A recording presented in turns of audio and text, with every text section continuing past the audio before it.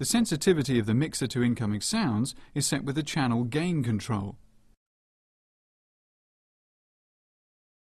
Low-level signals from microphones will need more gain than stronger signals from keyboards and samplers.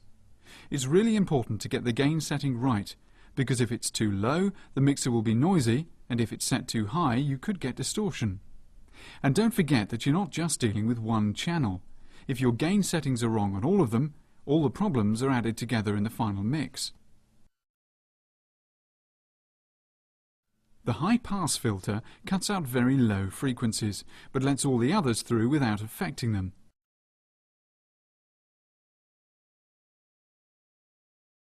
You can use it to clean up boomy instruments, or to take out rumble from people jumping around on stage, air conditioning, or even tube trains.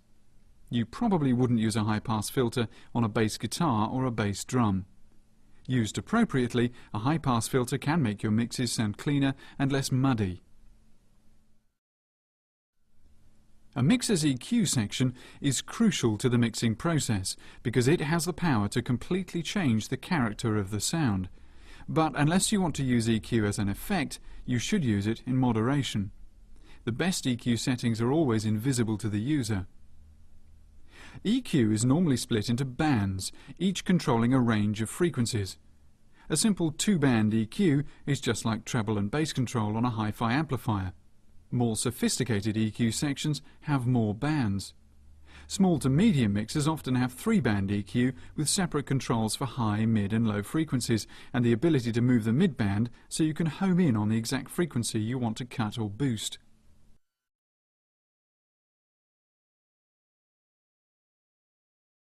Auxiliary sends control the amount of signal sent to external effects from each mixer channel.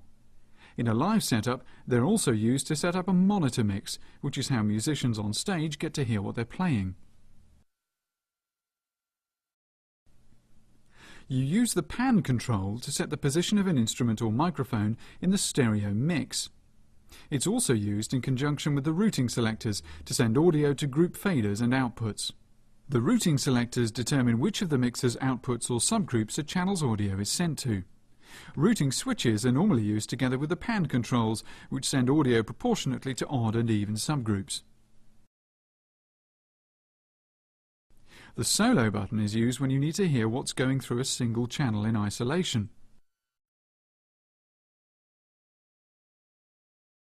PFL isolates any signal coming into the mixer independently of all the other channels. It's useful for setting the input gain and EQ. You can use it for troubleshooting as well.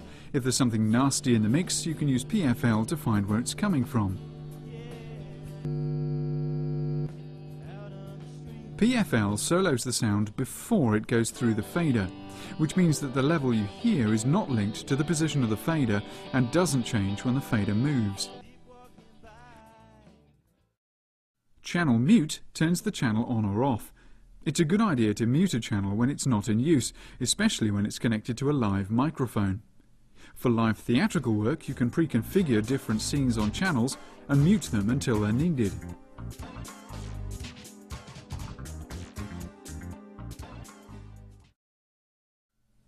Faders set the level of an input signal within the mix. It's important to understand that faders do a different job to the channel gain controls.